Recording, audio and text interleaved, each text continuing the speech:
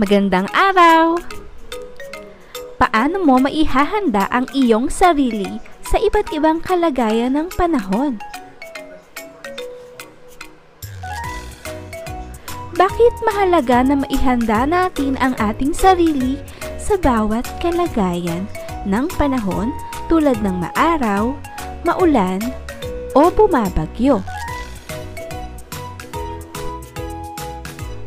Ang kalagayan ng panahon ay nagbabago araw-araw. Mahalaga na malaman mo ang mga pag-iingat na dapat mong gawin sa iba't ibang kalagayan ng panahon upang mapangalagaan mo ang iyong sarili. Sa araling ito, inaasahang mailahad mo ang mga paraan ng pag-iingat para sa iba't ibang kalagayan ng panahon na nararanasan natin sa bawat oras, sa maghapon, sa magdamag, o sa araw-araw. Pag-iingat para sa iba't ibang kalagayan ng panahon. Ika-5 at ika-6 na linggo ng ating aralin sa Science. Ngayong ika-4 na markahan. Paraan ng pag-iingat sa iba't ibang kalagayan ng panahon. Ang kalagayan ng panahon ay nakakaapekto sa aktibidad nating mga tao sa araw-araw. Kapag tag-araw, kalimitang ginagawa natin ay mga gawaing pampapresko tulad ng paliligo at paglalangoy sa dagat o sa swimming pool. Ito din ang panahon upang makapaglaro tayo sa labas ng ating mga bahay. Kapag mahangin at maulap naman ang kalangitan, karamihan ay pinipiling manatili lamang sa loob ng kani-kanilang bahay upang makasigurado na hindi sila maaabutan ng ulan sa labas. Pagbabasa, panonood ng telebisyon at pakikipagbanding sa pamilya ang maaaring gawin sa loob ng bahay sa mga panahong mahangin at maulap.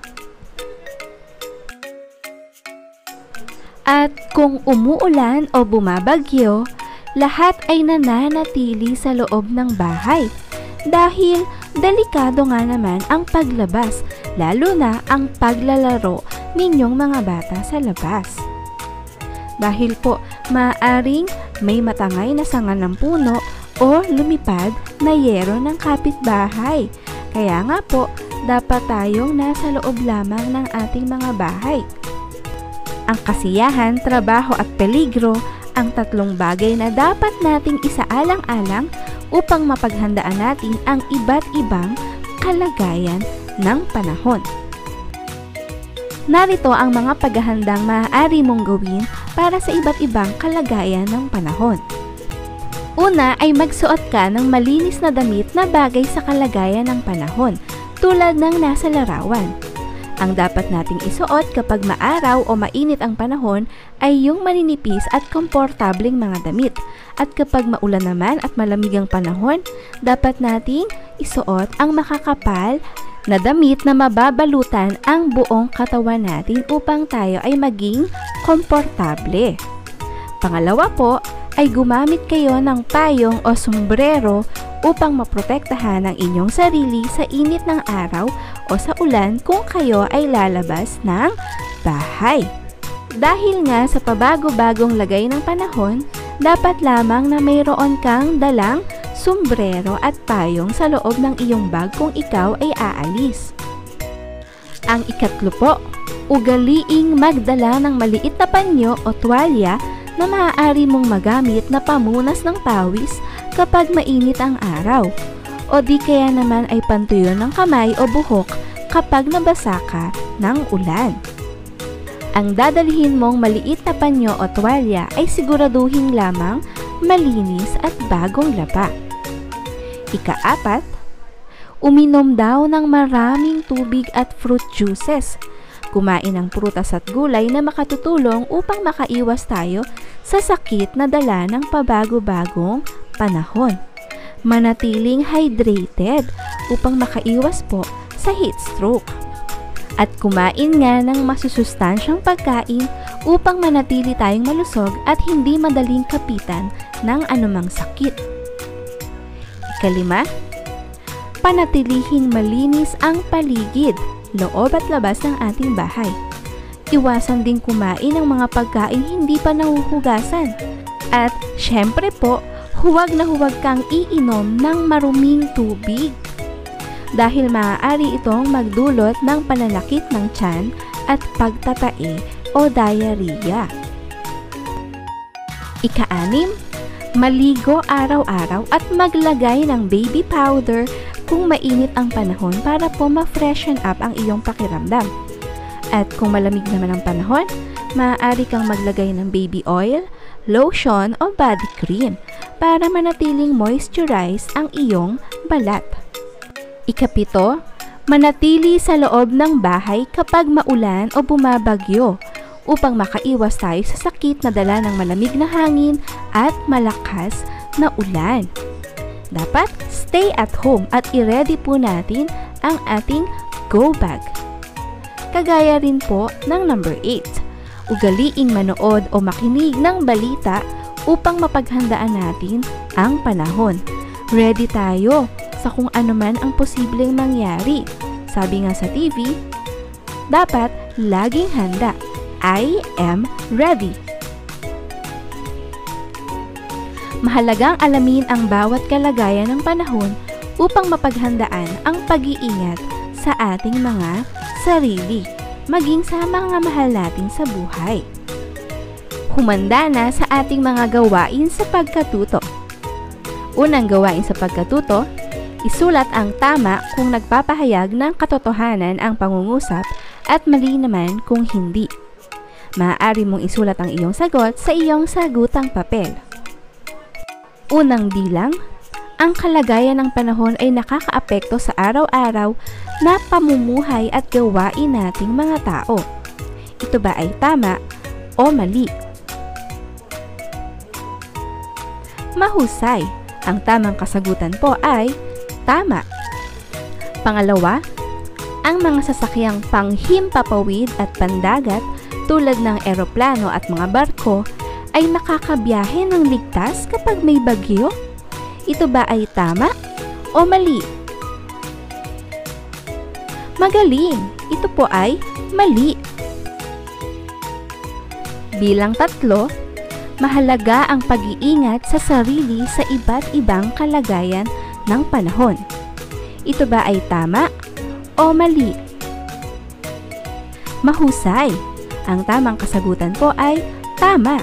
Dapat na nag-iingat tayo sa iba't ibang kalagayan ng panahon na maaari nating maranasan sa bawat oras o sa maghapon. Bilang 4, nakakaapekto nga ba sa ating mga kalusugan ang iba't ibang kalagayan ng panahon at ang pagbabago nito? Tama o mali? Ang tamang sagot po ay tama. Kaya dapat ngang mag-ingat tayo sa pagbabago ng kalagayan ng panahon. Bilang 5, ang mga negosyo at trabaho nga ba ay naaapektuhan din ng kalagayan ng panahon? Ito ba ay tama o mali? Mahusay! Ang tamang kasagutan ay tama. Maging ang ating mga negosyo o ang trabaho ng ating mga magulang ay naaapektuhan ng pagbabago ng kalagayan ng panahon. Susunod na gawain sa pagkatuto, suriin mo ang mga larawan sa mga susunod na slides. Iguhit mo ang bituin kung tama ang mga gawin ng bata at no say naman kung hindi. Maaari mo itong gawin sa iyong sagutang papel. Unang larawan, ang bata po ay gumagamit ng payong noong siya ay papasok sa paaralan. Ito ba ay tamang gawi o mali?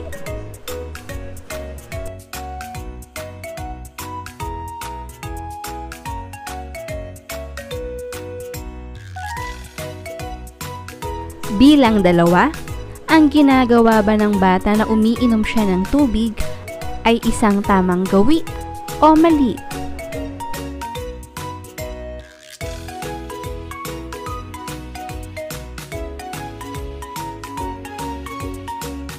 Bilang 3, ang ginagawa ba ng bata na paglalaro sa ulanan at nakayapak pa ay isang tamang gawi o hindi?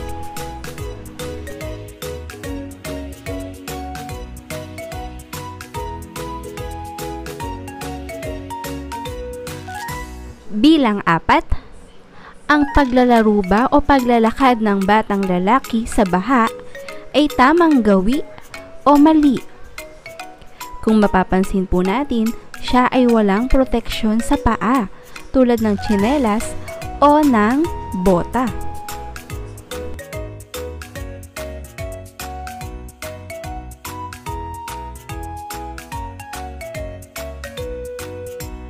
Bilang 5, ang ginagawa bang pananatili ng bata sa loob ng kanilang bahay habang sikat at tirik na tirik ang araw ay isang tamang gawi o hindi?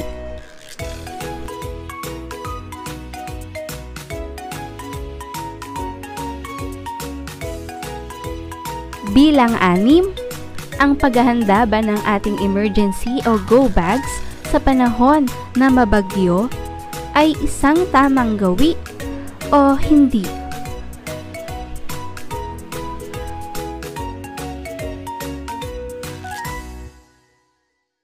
Bilang 7, ang kasuotan ba ng bata tuwing malamig ang panahon ay isang tamang gawi o hindi? Mapapansin natin na ang kanyang suot ay mahaba na nababalutan ang kanyang buong katawan at makapal na wastong damit o wastong kasuotan tuwing malamig ang panahon.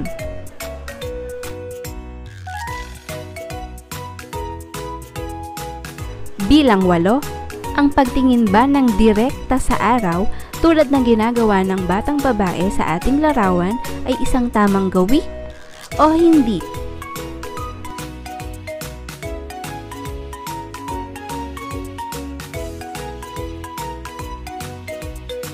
Bilang 9, ang paglalaro ba o pagpapalipad ng saranggola ay isang tamang gawi o hindi? Dito po sa ating larawan, tamang gawi kung ito ay gagawin natin sa isang malawak na lugar. At mali naman kung tayo ay magpapalipad ng saranggola sa isang subdivision dahil maaaring sumabit ito sa mga poste ng kuryente o sa mga kabahayan at puno. Bilang 10, ang pagdadala ba ng malinis na panyo o malinis na bimpo at pagpupuna sa ating mga pawis ay isang tamang gawi o hindi?